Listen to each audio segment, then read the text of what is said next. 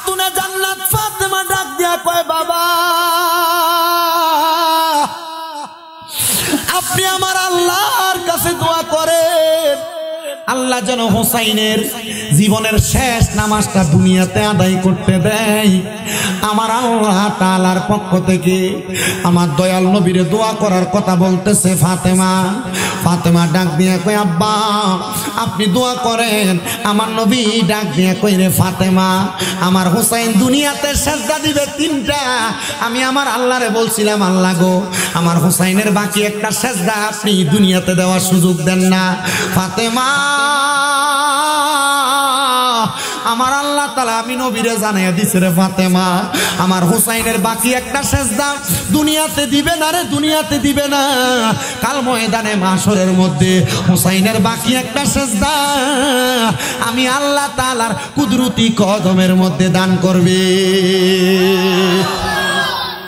দুনিয়াতে সেজদা দেওয়া একরকম আল্লাহ তাআলার কি দেখা সেজদা দিতে পারবে? এই হোসাইন রাদিয়াল্লাহু তাআলা আনহু আল্লাহর কুদরতি কদমের সেজদা দিবে। আরো জোরে বলেন মারহাবা। আমার নবী কয় ফাতেমা শুধু তাই না আমার হোসাইন যখন আল্লাহ তাআলার কুদরতি কদমে সেজদা দিবে আমরা জানি আমার নবীজি উম্মতের জন্য সেজদা দিয়া কান্নাকাটি করবেন। আরে নবী সেজদা দিবে পরে নবীর আগে হযরত ইমাম হোসাইন যখন আমার আল্লাহ তাআলার কুদরতি কদমে সেজদা দিবে আমার নবী কয় ফাতেমা হোসাইন আমার আল্লাহর কুদরতি কদমে যখন একটা সেজদা দিবে দুনিয়ার সেজদার মধ্যে 3 বার সুবহান রাব্বিয়াল আলা পরে 5 বার পরে 7 বার পরে কিন্তু আমার হোসাইন ওই সেজদার মধ্যে এত বার সুবহান রাব্বিয়াল আলা বলে আল্লাহর প্রশংসা করবে। হোসাইন মাথা মোবারক উঠাইবে না। ওগো আল্লাহর নবী রাহমাতুল লিল আলামিন নবী কেন কয় হোসাইনের নানার একটা উম্মত যদি জাহান্নামে থাকে হোসাইন বলবে ততক্ষণ পর্যন্ত মাথা উঠাইতাম না যতক্ষণ পর্যন্ত আমার নানার উম্মতদেরকে মাফ না করা হবে। নানার উম্মতের জন্য নাতির জীবন বিসর্জন করে দিয়েছে। আল্লাহু আকবার জোরে। নবীজি দুনিয়া থেকে বিদায় হযরত ইমাম হোসাইন বড় হইলেন। ইমাম হোসাইন রাদিয়াল্লাহু তাআলা আনহু বড় হওয়ার পর কারবালার ময়দানে যাওয়ার জন্য কুফাবাসী চিঠি দিয়েছে 1250। কয়শো? চিন্তা করছেন শয়তানের শয়তানি কত? কয়শো চিঠি? 1250 চিঠি। একটা চিঠির মধ্যে কোনো খারাপ কথা নাই, সুন্দর দাওয়াত দিতেছে হোসাইন আপনি আসেন। হযরত ইমাম হোসাইন যখনই চিঠি পাঠায় চিঠিটা নিয়ে নবীর সহচর যারা ছিলেন তাদেরকে দেখাইতেন। তারা ডাক দিয়া কয় হোসাইন কুফা নগরীতে যাইবা না, এই কুফা নগরীর মানুষ বড় খারাপ। বলে কেন? বলে তোমার আব্বা হযরত আলী রাদিয়াল্লাহু তাআলা আনহু নামাজে দাঁড়াইছিল, এই কুফার মানুষ তোমার আব্বার শরীরের মধ্যে তীর মেরে দিছে। যাইস না রে হোসাইন, ওই কুফা নগরীতে যাও না। এজন্য একজন আশেক বলে মুঝে কুফা वालो मुसाफिर न समझो मैं आया नहीं हो बुलाया गया हो कि मेहमान बना कर सताया गया हो मैं रोया नहीं हो रुलाया गया हो खुदा जाने कैसी है ये मेजबानी 72 प्यासों का है बंद पानी मुकद्दर में हो कौसर का पीना मैं मुर्दा नहीं हो जिलाया गया हो मुझे कुफा वालों मुसाफिर न समझो मैं आया नहीं हो बुलाया गया हो ওহে কুফাবাসী আমায় মুসাফির ভেব না, আমি এমনেতে আসিনি দাওয়াতে এসেছি। 1250 চিঠি যখন ইমাম হুসাইনকে দিছে, 1250 পরে শেষ একটা চিঠি লেখছে, ইমাম হুসাইন তুমি যদি কুফা নগরীতে না আসো তাহলে আমরা ময়দানে মাশরে তোমার নানার কাছে নালিশ করব। এ মুহাম্মাদুর রাসূলুল্লাহ, আপনার নাতির কাছে বায়াত নেওয়ার জন্য আমরা বারবার আপনার নাতিরে ডাক দিছিলাম, আপনার নাতি আমাদের কাছে আসে নাই। এ হুসাইন, তাইলে আপনি কিন্তু আপনার নানার কাছে আসামি হয়ে যাবেন। এই কথা বলার সাথে সাথে ইমাম হুসাইন বলেন, আমি রওনা করলাম। আমি যখন আমি যখন মদিনা থাইকা কুফা নগরীর উদ্দেশ্যে রওনা করব, এমন টাইমে আমার একজন ভাই হযরতে মুসলিম বিন আকিল আমার পেছন থেকে ডাক দিয়া কয়, হুসাইন আপনি এখন কুফা নগরীতে যাইয়েন না গো, আপনি যদি কুফা নগরীতে যান ওই কুফা নগরীর মানুষ আপনারা আঘাত করতে পারে, আপনি আমার অনুমতি দেন আমি কুফা নগরীর মধ্যে চলে যাই। আমি যাওয়ার পর যদি দেখি কুফা নগরীর অবস্থা ভালো, তখন আমি আপনারে চিঠি দিব, তখন আপনি কুফা নগরীতে যাবেন। হযরত মুসলিম বিন আকিল অনুমতি নিয়ে রওনা করলেন। এমন টাইমে হযরত ইমাম হুসাইনকে আপনি যায়েন না, আমি আগে যাই। এই মুসলিম বিন আকিল ডাক দিয়া কয়, আপনার নানা যদি বলে তুমি থাকতে আমার নাতি আগে কেন কারবালার ময়দানে গেল, এখন আমি জবাব দিতে পারবো না। এই কথা বইলা মুসলিম বিন আকিল সামনের দিকে রওনা দিছে। সামনের দিকে রওনা দেওয়ার সাথে সাথে মুসলিম বিন আকিল বলে, আমার পেছন থেকে কে যেন টান দিয়ে ধরে রাখছে আমার পাঞ্জাবির মধ্যে। আমি পেছনে তাকায় দেখলাম মুসলিম বিন আকিলকে আমার ছোট ছোট দুইটা বাচ্চা, একটার নাম ইব্রাহিম একটার নাম মুহাম্মদ। আমি দেখলাম, রে বাবা তোরা কেন আমার এইভাবে ধরে রাখনি? দুইটা ছেলে ডাক দিয়ে কয়, বাবা আপনারা দইরা রাখার কারণ হইল আপনি তো কারবালার ময়দানে যান, আমার যদি আমার নবী প্রশ্ন করে আমরা ছোট দুইটা বাচ্চা কি জবাব দিব? আপনি আমাদেরকেও সাথে নিয়ে যান। কয় তোমরা কি বুঝো রে? বলে আমরা বুঝি নবীর প্রেম ছাড়া, আহলে বায়াতের ভালোবাসা ছাড়া জান্নাত পাওয়া যাবে না, আহলে বায়াতের ভালোবাসা ছাড়া নাজাত পাওয়া যাবে না, আপনি আমাদেরকে সাথে নিয়ে যান। ছোট দুইটা বাচ্চারে নিয়ে যাইতেছে। কুফা নগরীতে যাওয়ার পরে দুইটা চিঠি দেওয়া হইল, হুসাইন কারবালা কুফা নগরীর অবস্থা ভালো, আপনি কুফা নগরীতে চলে আসেন। হযরত ইমাম হুসাইনের কাছে চিঠি পাঠাইয়া মুসলিম বিন আকিলে ওই কুফা নগরীর মধ্যে ওই ইয়াজিদের দলেরা মারা শুরু করলেন, আঘাত করা শুরু করলেন, লুকিয়ে লুকিয়ে ইসলাম প্রচার করা শুরু করলেন, নবীর বংশের দাওয়াত দেওয়া শুরু করলেন। আরে এমন আঘাত করতেছে, গোড়ার উপর উঠে মুসলিম বিন আকিল নিয়ে গেছে ওই ইবনে জিয়াদের বাড়িতে। পাহাড়ের উপরে উঠাইয়া মুসলিম বিন আকিলের গর্দান আলাদা করে দিছে। ছোট দুইটা বাচ্চা, মাত্র 6-7 বছরের বাচ্চা, এদেরকে জেলখানায় ঢুকাইয়া ছোট দুইটা বাচ্চারও প্রহার করা শুরু করেছে। জেলখানার যেই গেটের মধ্যে লোক ছিল, ওই জেলখানার যেই লোকটা ছিল পাহারাদার, সে কয় আমি আহলে বায়াতের পাগল, রাত্রবেলা ছোট দুইটা বাচ্চারে আমি ঘর থেকে বের করে দিলাম, যাও আমার হাতের আংটিটা তোমাদেরকে দিলাম। আমার একজন ভাইজান কুফা নগরী থেকে মদিনার উদ্দেশ্যে রাত্রবেলা রওনা দিবে, তোমরা তাদের কাফেলার মধ্যে এক হইয়া তাদের সাথে তোমরা হুসাইনের কাছে খবর দিবা তিনি যেন কুফা নগরীতে না আসে। ছোট দুইটা বাচ্চা রাত্রবেলা হাঁটতে হাঁটতে হাঁটতে হাঁটতে পুরা কুফা নগরী হাইটা পালাইছে, কিন্তু যায় কোনো জায়গায় কুল করতে পারে না। একটা ছোট্ট গাছের নিচে কূপের আড়ালে যায় যখন রাত্রবেলা ঘুমাইছে, ছোট দুইটা বাচ্চা রাত্রবেলা ঘুমায়। এমন টাইমে হযরত আকলিমা নামক একজন মহিলার দাসী পানির জন্য কূপের পাশে আসছেন, পানিগুলা নিয়ে যাবে। এমন টাইমে দেখতেছে ছোট ছোট দুইটা বাচ্চা দেখা যায়, আহলে বায়াতের প্রেমিক। এই মহিলা ছোট দুইটা বাচ্চারে নিয়ে হযরত আকলিমার কাছে নিয়ে দিছেন। আকলিমা কয়, হাই রে, আহলে বায়াতের ছোট দুইটা বাচ্চা মুসলিম বিন আকিলরে মারা হইছে, ছোট দুইটা বাচ্চারে যদি ইবনে জিয়াদ পাইয়ে দিত পায় তারারও মাইরা ফালাইব। এই কথা চিন্তা কইরা আকলিমা তার ঘরের মধ্যে ঘুম পাড়ায় রাখছে। গভীর রাত্রে ওই আকলিমার স্বামীটা এসে ডাক দিয়ে কয়, হে আমার স্ত্রী, তুমি কি ছোট দুইটা বাচ্চার খবর জানো? ইবনে জিয়াদ খবর দিছে ছোট দুইটা বাচ্চারে যদি কেউ নিয়ে দিতে পারে তাহলে ইবনে জিয়াদ তারে 100টা উট উপহার দিব। নবীর বংশরে ধরে নিয়ে দিলে উট দিব। এ স্বামী, আপনি বুঝি এই কাম করতেছেন? বলে হ্যাঁ। স্বামী, এগুলা করেন না, আহলে বায়াতের সঙ্গে গোস্তাকি করলে আল্লাহর কাছে জবাব দেওয়া লাগবে। এবার ওই স্বামীটা ডাক দিয়ে কয়, এই স্ত্রী, তুমি আমার জন্য খানা রেডি করো, আমি প্রস্তুত হইতেছি। প্রস্তুত হইয়া করে খানাটা লোকমা দিবে। এমন টাইমে ছোট ছোট দুইটা বাচ্চার কান্নার আওয়াজ শুনতে পাইলেন। এবার ঘরের দরজাটা আড়াল থেকে খুইলা লক্ষ্য করে দেখে যে মুসলিম বিন আকিলের ছোট দুইটা বাচ্চা লুকিয়ে গেছে। এই দুইটা বাচ্চারা তার সামনে পায়ে গেছে। স্ত্রী স্বামীর পা পাটার মধ্যে ধরে কয় স্বামী গো এই দুইটা বাচ্চারে আপনি নিয়ে যায়েন না, আপনি যদি নিয়ে যান আমার আল্লাহ তাআলার কাছে আমি জবাব দিতে পারবো না। স্বামীটা স্ত্রীর একটা কূপ দিয়া গর্দান আলাদা করে ফেলছে। ওই স্বামীটার একজন সন্তান ছিল, সন্তান যে ডাক দিয়ে কয় বাবা আপনি ছোট দুইটা বাচ্চারে নিয়ে যায়েন না, তারা মাসুম মানুষ। ওই সন্তানটারে কূপ দিয়ে আলাদা করে ফেলছে। ওই লোকটা চিন্তা করলো আমি যদি এই দুইটা বাচ্চারে ইবনে জিয়াদের কাছে নিয়ে যাই, ইবনে জিয়াদ আমার 100টা পুরস্কার প্রদান করবে, আমাকে উট দিবে। কিন্তু আমি যদি নিয়ে যাওয়ার সময় অন্য কেউ তাদেরকে আমার কাছ থেকে ছিনিয়ে নিয়ে যায়, তারা পুরস্কার নিয়ে যাবে। এই কথা চিন্তা কইরা মুসলিম বিন আকিলের ছোট দুইটা ছেলে হযরত মুহাম্মদ এবং ইব্রাহিম তাদের গর্দান আলাদা করে ফেলছে। কাপড়ের মধ্যে পেঁচায়া ইবনে জিয়াদের সামনে নিয়ে গেছে। এই ইবনে জিয়াদ এই নেন মুসলিম বিন আকিলের দুই ছেলেরে আপনার সামনে আনছি। এজিদ তো এজিদের মতো ব্যবহার করবে।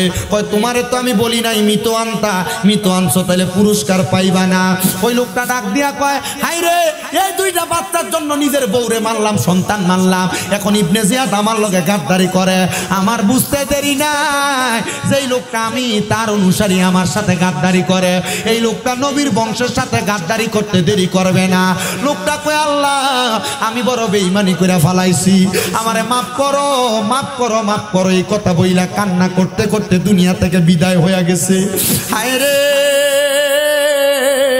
হযরত ইমাম হুসাইন যখন কারবালার ময়দানের দিকে চলে গেছে, কারবালার ময়দানের মধ্যে যাইয়া ইমাম হুসাইন 3 দিনের মাথায় ছোট দুইটা বাচ্চা, একটা বাচ্চার নাম হযরত আলী আসগর, ওই বাচ্চাটারে কোলের মধ্যে নিয়া ইবনে জিয়াদ এজিদের গ্রুপের কাছে বলতেছে একটু পানি কি দেওয়া যাবে?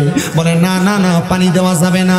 ছোট বাচ্চাটা মুখের মধ্যে ইমাম হুসাইন ওনার জিহ্বাটা লাগাইয়া দেয়, ছোট বাচ্চা জিহ্বাটারে চুষে কিন্তু কোনো পানি আসে না।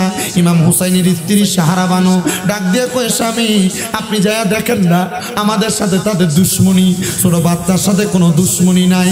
গেছে রে যাইতে যাইতে ওই পুরাত নদীর পারে যখন গেছে যা বলতেছে একটু পানি কি দিতে পারবা? তারা পানি দিবে বলে সামনে নিছে, কিন্তু ছোট বাচ্চা আলী আসগরের মুখে যখন পানি দিবে ওই ইবনে জিয়াদের লোকেরা দূর থেকে একটা তীর মেরা দিছে। নবীর কলিজার টুকরা নাতির পন্থী হযরত আলী আসগরের বুকটা বরাবর ওই তীরটা লাইগা গেছে। কত পশু পাখি পানি খায় কিন্তু নবীর বংশ পানি পায় না।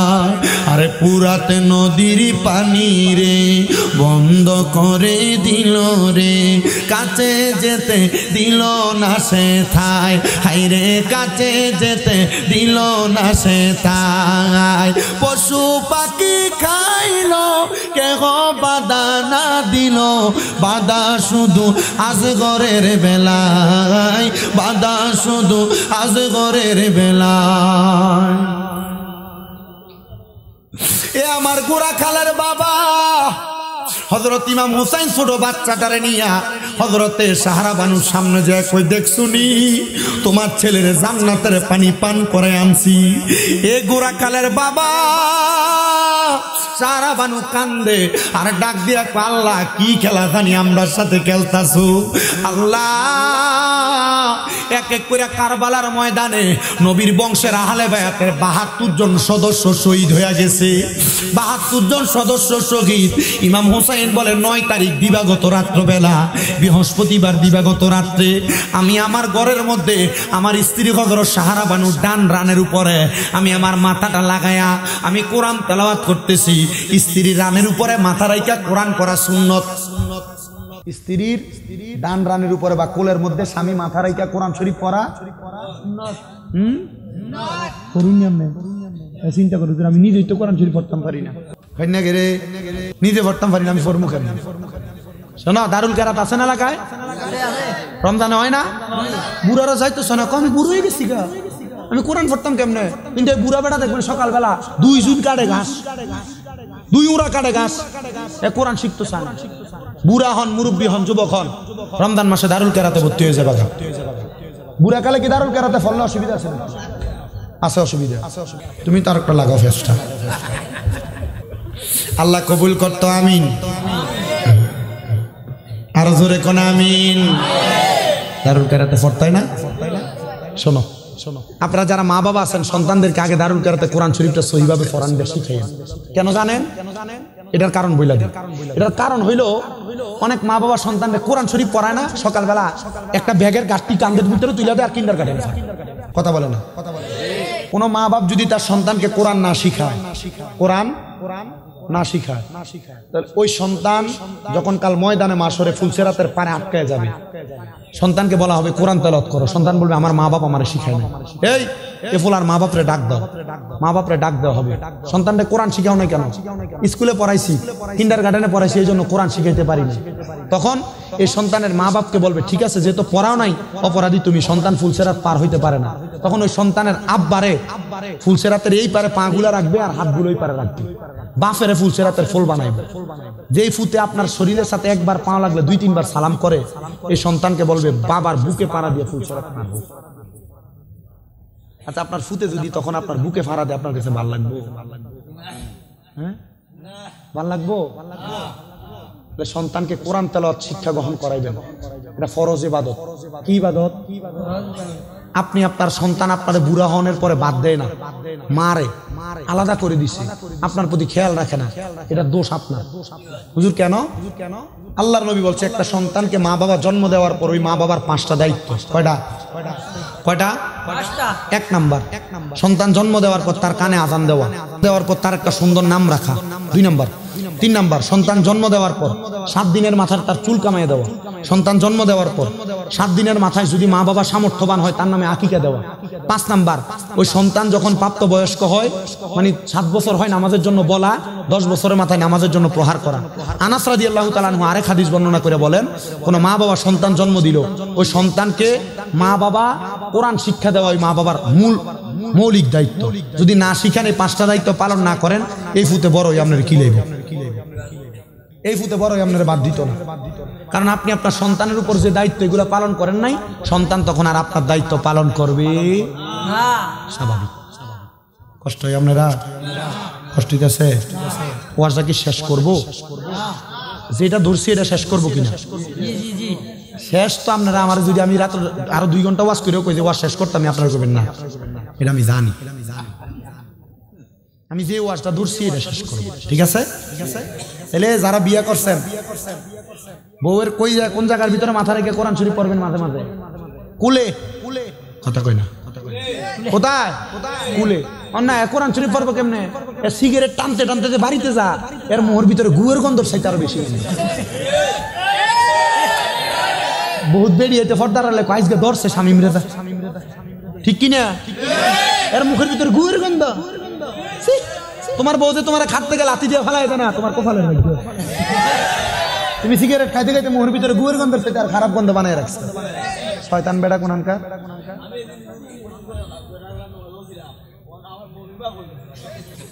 মানে বেটার মাত বুঝছেন না আপনারা? মানে তার মসজিদে গেছে নামাজ পড়ার লাগি, আরেক বেটা সিগারেট খাইও, মানে বিড়ি খাইও আর মসজিদে গেছে, তানোর ভূমির বাপ হয়ে গেছে। কত জাতের খবিসের ঘরে খবিস। নবীজি বলছেন সামান্য পেঁয়াজ খাইয়া পেঁয়াজের দুর্গন্ধ নিয়ে মসজিদে যাওয়া না যায়, আর আপনি সিগারেট খাইস। কথা কয় না? আছে না নাই? আল্লাহ নবী বলছে, আমি আপনারা বইলা দিয়ে যাই, আপনারা বুঝবেন। নবীজি বলছে তোমরা যদি দুনিয়াতে জাহান্নামী দেখতে চাও, তাহলে তাদের দিকে জাগাও, তাদের দিকে তাকাও যাদের মুখের ভিতরে আগুন দেখা যায়। আচ্ছা কারার মুখের ভিতরে আগুন? বিড়িঘুর মাথে না? আছে না নাই? সবাই মাথে না তো, চিন্তা করে আমি তো বিড়ি খাই। বেটা বাসার লাগি সাবধান, ও খাইও না।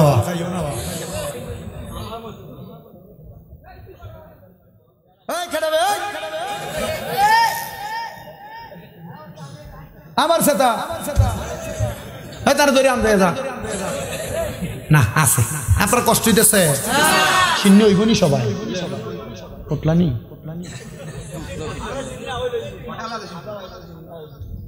দেখে রাখো, দিও না। আল্লাহ কবুল করো জোরে এখন আমি। বউর সাথে সম্পর্কটা ভালো হইব? হ্যাঁ হইবনি বালা? নাকি ফানি আনতে দেরি হইলে গাল বেড়ে খিসবেন? মারবেন? নবীজি বলছেন তোমরা তোমাদের স্ত্রীদের গালের মধ্যে মাইরো না। নবীজি কেন বলছে? তারা তোমাদের কাছে সাময়িক সময়ের মেহমান, আমার আল্লাহ তাআলা আবার তাদেরকে তার আল্লাহর কাছে ফিরিয়ে নেবেন। তোমরা তোমাদের স্ত্রীদের মা বাবার নাম তুলে গালি দিও না, আর আপনি কোনো মুখ মারানি জি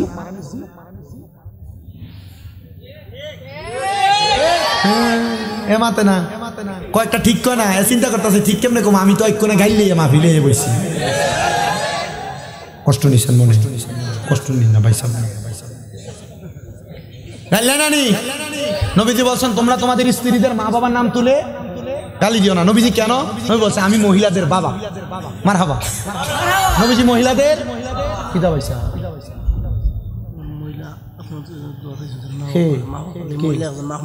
আচ্ছা, ও মাহমুদা বেগম এক বেটি আমার লাগি 500 টাকা পাঠিয়েছে, মা বাবার লাগি দোয়া করতাম কবরবাসী। আল্লাহ আমার মাহমুদা বেগম আম্মা জানের আম্মা আব্বারে মাফ করতো। ইয়া আল্লাহ কিতা বকিল বেটাইতে জোরে মাতো।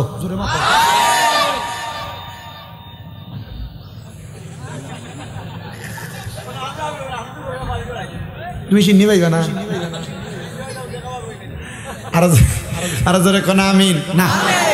এটা দিয়ে দিলে এখন দিয়েন না, নামার সময় এরপরে, কারণ এখন ওয়াজে ডিস্টার্ব হবে। তুমি বউ বাপ এখন আদিয়ার দিয়ে লই আইও না। যেই কথা বলতেছিলাম, আপনারা আপনাদের স্ত্রীদের সঙ্গে খারাপ ব্যবহার করবেন না, বাজে ব্যবহার করবেন না, গালি দিবেন না, মারবেন না। মাঝে মাঝে যদি বাঁকা হয়ে যায়, জানেনই তো আল্লাহ তাআলা নারীদেরকে আদম আলাইহিস সালাতু ওয়াস সালামের বাম পাজরের বাঁকা হাড্ডি দিয়া বানাইছে। এদেরকে বেশি শাসন করলে এরা বাঁকা হয়ে যাবে, আবার বেশি ছাইরা দিলে এরা আবার উঠতে থাকবে। এমন ভাবে চালাইবেন, একটু বেশি বেশি করে ফার্ম দিবেন। ঠিক আছে নিবা, দরকার আছে নিবা। আল্লাহ যেন কবুল করে, জোরে কোন আমি। যদি কোনোদিন কয় তুমি ওই বেড়ির দিকে চাইছো কেন, আমার এত সুন্দর বউ ঘরে থাকতে আমি অন্য বেড়ির দিকে সামু, থাম দিয়ে দিবেন। আল্লাহ নবী বলছে তোমরা স্ত্রীদেরকে সুন্দর সুন্দর নামে ডাকো। আরে বুড়া দেয় আবার যে বেড়ি ডাক দে, বুড়ি ডাক দিননি কোনো। সিটাং এক মাহফিলে ওয়াজ করতেছি বাইজি, আমি কইলাম বুড়া কি ডাকেন? ও না আমি সখী কইয়া ডাকি। গাড়ি বিলাতি বেড়া কিতা কইয়া ডাকে? সখী। সুন্দর নামে ডাকবা, ডাকবাইনি বউরে কিতা নামে ডাকবা? দেখো ও নাম ওলা নাম গালি উলি দিও না বাপ, দিবাইনি কোনো। আল্লাহ আমরারে বহুত তুনে হেফাজত রাখ।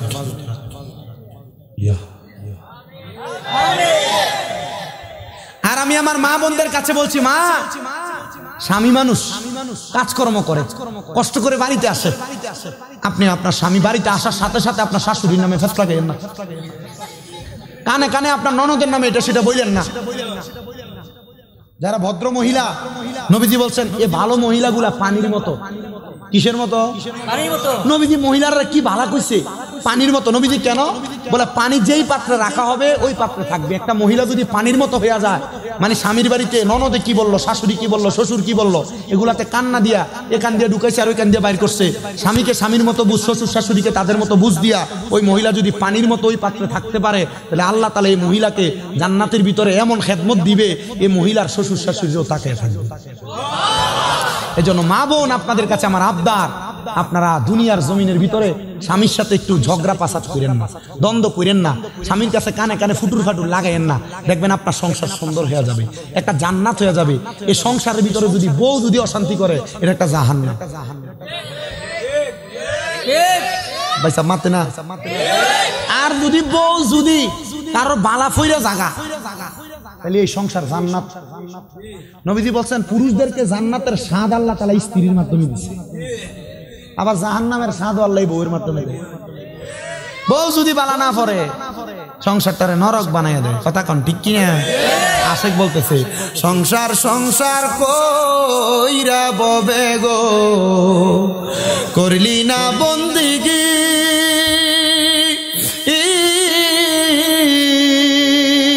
কিভাবে কাটাইবা মনরে কবরের জিন্দেগি রে।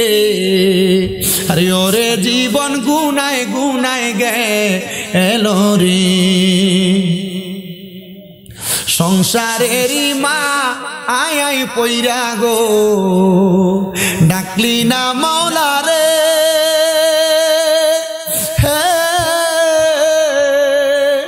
হিসাবে কিন্তু দিতে হবে গো, কবর হাসো ওরে রে আরে ওরে জীবন গুনায় গুনায় গেলো রে আরে বাড়ির পাশে পুকুর পারে গো বাঁধবি সুখের গো বাইও নাই তোর বা আন্দব নাই রে কে লইবে খবর রে আরে ওরে জীবন গুনায় গুনায় গেলো রে বন্ধুরা রে আমার হযরত ইমাম হুসাইন বলে 9 তারিখ দিবাগত রাত্র মুহররম মাসের আমি আমার স্ত্রী হযরতে সাহারা বানুর এই রানের উপরে মাথা রাইকা আমি কোরআন তেলাওয়াত করতেছিলাম কোরআন তেলাওয়াত করতে করতে আমি ঘুমিয়ে গেছি এমন টাইমে আমি স্বপ্ন দেখলাম একটা মহিলা সাদা রঙের পোশাক পইরা কারবালার ময়দানের মধ্যে আইসা পাথর কুড়ে কুড়ে সরাইতেছে আমি জিগাইলাম কে গো আপনি উনি আমার মাথার চুলগুলা সরাইয়া ডাক দিয়া কয় হুসাইন আমি কইলাম তোমার আম্মা জান খাতুনে জান্নাত ফাতেমা মাগো মা আপনি কেন এই জায়গার মধ্যে পাথর সরাইতেছেন আমার নবীর কন্যা ফাতেমা ডাক দিয়া কয় হুসাইন আগামীকালকে এই জায়গার মধ্যে তোমার শোয়া দেওয়া হবে এই জায়গার মধ্যে তোমার শোয়া কতল করা হবে রে হুসাইন মনে রাখবা হুসাইন তোমার শরীরের মধ্যে কোনোদিন মশা মাছি বসে নাই তোমার পিঠের মধ্যে যদি একবার একটা পাথর পড়ে আর তুমি যদি নানা কই একবার চিৎকার মারো আমার নবী মদিনাতে থাকবে না তুমি হুসাইনকে রক্ষা করার জন্য মদিনা থেকে এই কারবালার ময়দানে চলে আসবে হায় রে ও দুনিয়ার মুসলমান হযরত ইমাম হুসাইন কারবালার ময়দানে গেলেন যুদ্ধ করার জন্য যুদ্ধ করতেছে হুসাইনের তরবারি থেকে কেউ বাঁচতে পারে না ইবনে জিয়াদের দলেরা ইমাম হুসাইনের গোড়ার পায়ের মধ্যে একটা তীর মাইরা দিছে ইমাম হুসাইন কারবালার ময়দানে হুসাইন রাদিয়াল্লাহু তাআলা আনহুর পেছন থেকে 21টা তীর মারছে হুসাইন রাদিয়াল্লাহু তাআলা আনহুর শরীরের মধ্যে 82টা তরবারির আঘাত করছে হুসাইন রাদিয়াল্লাহু তাআলা আনহুরে পেছন থেকে কাইট করে শোয়া ফালাইছে হুসাইন কই আমার 2 রাকাত নামাজ পড়ার সুযোগ দাও ইমাম হুসাইন 2 রাকাত নামাজ পড়তে লাগছে 2 রাকাত নামাজের প্রথম রাকাতে 2টা সিজদা দিছে দ্বিতীয় রাকাতে একটা সিজদা দিছে ইবনে জিয়াদের দলেরা বলতেছে হুসাইন যদি আরেক রাকাত নামাজ আদায় করে আল্লাহর কসম মুসলমানের শক্তির নাম হলো আল্লাহু আকবার মুসলমান তরবারি দিয়ে যুদ্ধ করে না হুসাইন আল্লাহু আকবার কই আরেকটা সিজদা দিলে হুসাইনের তরবারি থেকে ইজিদের দলেরা কেউ বাঁচতে পারবে না তাকে দেখো এই সিলেটের জমিনের মধ্যে গোবিন্দ বাদশা শাহজালাল ইয়ামিনীরে ঠেকায়া রাখতে চাইছে আর হযরতে নাসিরউদ্দিন সিফাসালা আজান দিয়া গোবিন্দ বাদশার রাজপ্রাসাদকে ধ্বংস করিয়া দিছে হযরতে শাহজালাল ইয়ামিনী তরবারি দিয়া যুদ্ধ করে নাই শাহজালাল ইয়ামিনী আল্লাহু আকবার বলে যুদ্ধ করছে আল্লাহু আকবার নারে তাকবীর আল্লাহু আকবার নারে রিসালাত ইয়া রাসূলুল্লাহ বাঁচাও ইমান বাঁচাও দেশ সাহেব কেবলার নির্দেশ শাহজালালের তলোয়ার জোরে কোন মারহাবা হযরত ইমাম হুসাইন রাদিয়াল্লাহু তাআলা করে ওই নামাজরত অবস্থায় গলা মুবারকের এই দিক দিয়া তরবারি চালায় কিন্তু তরবারি কাটে না গলা মুবারক কাটে না হুসাইন রাদিয়াল্লাহু তাআলা করে কাইট কইরা গার মুবারকের মধ্যে ছুরি চালায়া দিছে হযরত আব্দুল্লাহ ইবনে আব্বাস রাদিয়াল্লাহু তাআলা যিনি তাফসীর ইবনে আব্বাসের লেখক রাইসুল মুফাসসিরিন উনি বলতেছে 10 এ মুহররমে আমি মক্কা শরীফের হাতিমে কাবার সাথে হেলাম দিয়া ঘুমাইতেছিলাম এমন টাইমে স্বপ্ন দেখলাম আমার নবীজির মাথা মুবারকের চুলগুলা এলোমেলো অবস্থায় ঠোঁট মুবারকের মধ্যে দুলাবালিয়া রক্ত লাগা আমি দেখলাম আমার নবীজির হাত মুবারকের মধ্যে একটা পেয়ালা আমার নবীজি কারবালার ময়দানের মধ্যে রক্ত নিয়ে নিয়ে পেয়ালাতে নিতেছে আমি জিগাইলাম নবী গো আপনি কারবালার ময়দানে রক্ত কেন নিতেছেন আমার নবী কয় এই ইবনে আব্বাস আমি নবীজির এই হুসাইনের রক্ত মুবারকগুলা আমার আল্লাহর কাছে দেখাইব আমার আল্লাহ তাআলা আমার নাতির রক্ত মুবারকের বিনিময় আমার উম্মতের মাফ করে দিব নবী গো আপনার ঠোঁট মুবারকের মধ্যে কেন রক্ত আর ধুলাবালি দেখা যায় আমার নবী কয় রে ইবনে আব্বাস কারবালার ময়দানের মধ্যে আমার নাতিরে শহীদ করে দিছে আমার নাতির দেহ মুবারক একদিকে কল্লা মুবারক একদিকে আমি নানা এটা দেখা সহ্য করতে পারি নাই আমি নানা ওই কাটা কল্লা মুবারকের মধ্যে আমি চুমা খাইছি এই জন্য আমার মুখের মধ্যে ধুলাবালি দেখা যায় ওই মুহররমের 10 তারিখে আমার আল্লাহ তাআলা দুনিয়া জমিনটারে কিয়ামত করব এই মুহররমের 10 তারিখ তারিখে আমার আল্লাহ তাআলা অনেক বড় বড় ঘটনা ঘটাইছে, কিন্তু বড় যেই ঘটনাটা এটা হইল হযরত ইমাম হুসাইন রাদিয়াল্লাহু তাআলা আনহু শাহাদাত। ও বন্ধু দেখছেন নি তাকায়া হযরত ইমাম হুসাইন রাদিয়াল্লাহু তাআলা আনহু কারবালার ময়দানে শহীদ হয়ে যাবে, কিন্তু 2 রাকাত নামাজ ছাড়ে নাই। এবার আপনারা বলেন ও আমার দক্ষিণ গোরাখালের বাবারা, হুসাইন যদি কারবালার ময়দানে শহীদ হওয়ার আগে 2 রাকাত নামাজ পড়তে পারে, আমরা ওই হুসাইনের নানার উম্মত হইয়া আমরা 5 ওয়াক্ত নামাজ পড়ার দরকার আছে না নাই? মুহররমের 10 তারিখে মুহররমের রিকে কি গটাইলেন রাব্বানা, হায়রে কি গটাইলেন, কলিজা ফাটিয়া যায় গো শুনিলে তার ঘটনা। হাসান শহীদ জহরেতে, হাসান শহীদ জহরেতে, হুসেন শহীদ কারবালায়, হায়রে হুসেন শহীদ জয়নাল আবদিন হইল গো বন্দি এজিদা রোজেল খানায়। মুহররমের 10 তারিখে কি গটাইলেন রাব্বানা, হায়রে কি গটাইলেন রাব, কলিজা ফাটিয়া যায় গো শুনিলে তার ঘটনা। আহারে মুহররমের চাঁদরে, আহারে মুহররমের চাঁদরে, ও চাঁদ তুমি দেখা দিও না, ও চাঁদ তুমি দেখা দিও না, তুমি দেখা দিলে মায়ের আখের পানি থামে না। শেষ একটু মুহাব্বতে কোন মুহররমের, সবাই মনটা খুলা কোন না মুহররমের কি গটাইলেন রাব্বানা, হায়রে কি গো নে রাব, কলিজা ফাটিয়া যায় গো শুনিলে তার ঘটনা। আল্লাহ তাআলা ইমাম হুসাইনের শাহাদাতের বরকত আমরা দক্ষিণ গোরাখালবাসীরে দান করুক, জোরে কোন আমিন। আসলেন নবী এই দরাতে রহমত বরকত নিয়ে, আসুন সবাই তাজিমে সালাম দেই ওই নবীরে। ইয়া নবী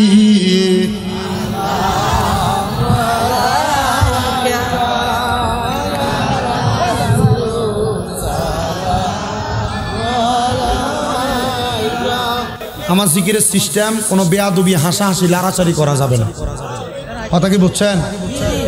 উল্টা পাল্টা কোনো কিছু আমার জিকিরে চলবে না, কথা ঠিক আছে? আদবের সাথে জিকির করবেন, রাজি? মাহফিল কমিটির ভাইরা লক্ষ্য করেন, যারা তাবারুক দিবেন, আমি জিকির শুরু করব, আপনারা তাবারুক দেওয়া শুরু করবেন। এদিকে দাও, ওইদিকে দাও, এদিকে দাও, এটা বলা যাবে না। আপনারাও জিকির করবেন, কথা ছাড়া তাবারুক দেওয়া শেষ করবেন, রাজি? কোনো কথা বলা যাবে না। আর কি দেখো তো, আচ্ছা লাইট একটা পাওয়া গেছে গো, আরো প্রমাণ দিয়ে লইয়া যাইবেন ইনশাআল্লাহ। তুমি ওটা দেখাইও না, বাদে কইব যে ওটার ভিতরে ওটা আছে, কেউ আইয়া কইব তুমি দিলাইবে। 8 ঘন্টা জিকির হইতো, আর মারটাই নিয়ে একটা আসেনি বুলডোজার আমার ডলিলাও 8 ঘন্টা জিকির হইতো 8 ঘন্টা। আপনারা জিকিরের মাঝে তাবারুক দিবেন, তাবারুক দেওয়া শেষ, জিকির শেষ, ঠিক আছে? একবার সূরা ফাতিহা, 3 বার সূরা ইখলাস পড়েন। আউযু বিল্লাহি মিনাশ শাইতানির রাজিম, বিসমিল্লাহির রহমানির রহিম, সিরাতাল লাযিনা আন'আমতা আলাইহিম গায়রিল মাগদুবি আলাইহিম ওয়ালাদ দাল্লিন। কুল হুয়াল্লাহু আহাদ, আল্লাহুস সামাদ, লাম ইয়ালিদ ওয়া লাম ইউলাদ। কুল হুয়াল্লাহু আহাদ, আল্লাহুস সামাদ, লাম ইয়ালিদ ওয়া লাম ইউলাদ, কুল হুয়াল্লাহু আহাদ, قل هو الله احد الله الصمد لم يلد ولم يولد ولم يكن له كفوا احد সাল্লাল্লাহু আলাইহি ওয়াসাল্লাম। তাবারুক আনছে গজর জিকিরের মধ্যে গাইলাম একবার, আমার তো বেশি না। তাবারুক কি নিয়ে আসছে? ইয়া আল্লাহ আমতে আরো কয়দিন লাগবে সাল্লাল্লাহু আলাইহি ইয়া রাসূলুল্লাহ আমি আমার সময় সব মিলিয়ে দিই 1 ঘন্টা 20 মিনিট তোমরা আজকে আমার আইতে 10 মিনিট দেরি হয়েছে দেখে আমি লাগে বেশি করে দিই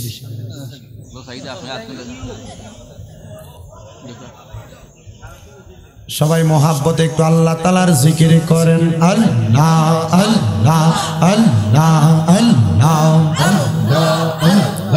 আল্লাহ আল্লাহ আমার জায়গা হবে নি আমার মোরা লাশের লাইগা মসজিদের পাশে আমার কবর দিও কইরা আমার জায়গা হবে নেই মাশাআল্লাহ আল্লাহ আল্লাহ আমার জায়গা হবে নি আমার মোরা লাশের লাইগা মসজিদের পাশে আমার কবর দিও কইরা আমার জায়গা হবে নেই মারহাবা আল্লাহ আল্লাহ আল্লাহ আল্লাহ আল্লাহ করেন আল্লাহর শরম নাই আল্লাহ আল্লাহ জগতবাসী রে আমি যেই দিন যাব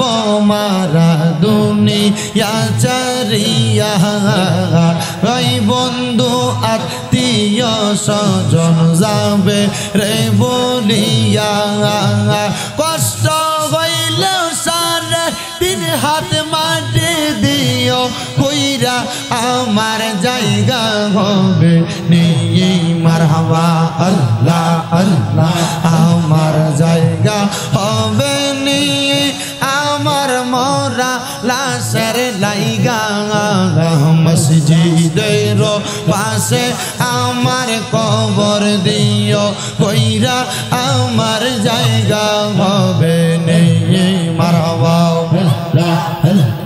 জগতবাসী রে আমি যেই দিন যাব মারা দুনিয়া সারিয়া রঙিন জামা কাপড় সবই নিবে রে কোলিয়া সাদা মার্কিন কাপড় আমায় দিও রে পরাইয়া আমার জায়গা হবে নেই মারহাবা আল্লাহ আল্লাহ আমার জায়গা হবে নেই আমার মোরা লাশের লাইগা মসজিদের পাশে আমার কবর দিও কইরা আমার জায়গা হবে নেই মারহাবা আল্লাহ আল্লাহ আল্লাহ নবী ছাড়া আপন কে হো না আইরে মুমিন ভাই নবী সারা আপন কে হো না মারহাবা আল্লাহ আল্লাহ নবী মাতৃ গর্বে আসিয়া পিতা হারা হইয়া এতিম রূপে আসলে নাই দরাই মারহাবা পবিত্র ওই মুখে দুধ খাইলেন যার বউকে দণ্ড হইল বিবি হালিমা হাইরে মুমিন ভাই নবী সারা আপন কে গো নাই মারহাবা আল্লাহ আল্লাহ আল্লাহ আল্লাহ আল্লাহ নবী সারা আপন কে গো আইরে মুমিন ভাই নবী সারা আপন কে গো নাই মারহাবা আল্লাহ আল্লাহ রাহমাতুল লিল আলামিন আপনি উম্মতের জাবিন গুনাহগার উম্মতের আপন জগন মারহাবা উম্মতের লাগিয়া সাজদায় থাকবেন পরিয়া উম্মত সারা কিছু বোঝেন না হাইরে মুমিন ভাই নবী সারা আপন কে গো নাই মারহাবা আল্লাহ আল্লাহ আল্লাহ আল্লাহ আল্লাহ নবী সারা আপন কে গো নাই আইরে মমিন ভাই নবী সারা আপন কে গো নাগাই মারহাবা আল্লাহ জবান খুলে আল্লাহর ডাকে স্মরণ নাই আল্লাহ আল্লাহ তোমায় ডাক দিলে বলার পানে যাইও রে ও পানের মুর্শিদ রে তুমি ধীরে ধীরে ফিরে ফিরে যাইও রে মারহাবা আল্লাহ আল্লাহ তুমি ধীরে ধীরে ফিরে ফিরে যাইও রে মাশাআল্লাহ আল্লাহ আল্লাহ আল্লাহ আল্লাহ আল্লাহ আম পাতায় জাম পাতায় কত পানি ঝরে শেষ বিদায়ের গোসল দিব বড়ই পাতার জলে মারহাবা আল্লাহ আল্লাহ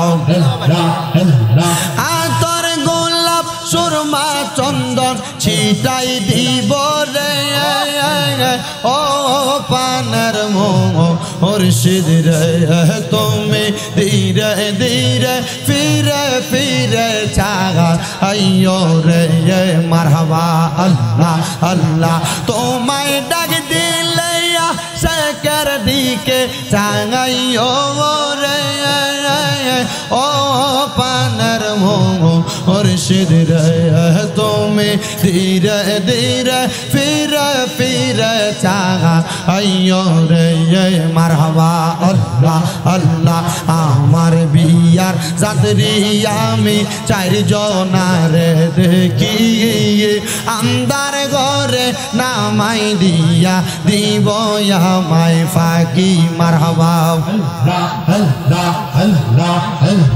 ওই কবর নূরের নবী আগাইব রে ও পানের মুর্শিদ রে তুমি ধীরে ধীরে ফিরে ফিরে যাইও রে মাশাআল্লাহ আল্লাহ আল্লাহ আল্লাহ আল্লাহ এত ভালো বাসা দয়াল রে দয়াল কেমনে বইলা গেলি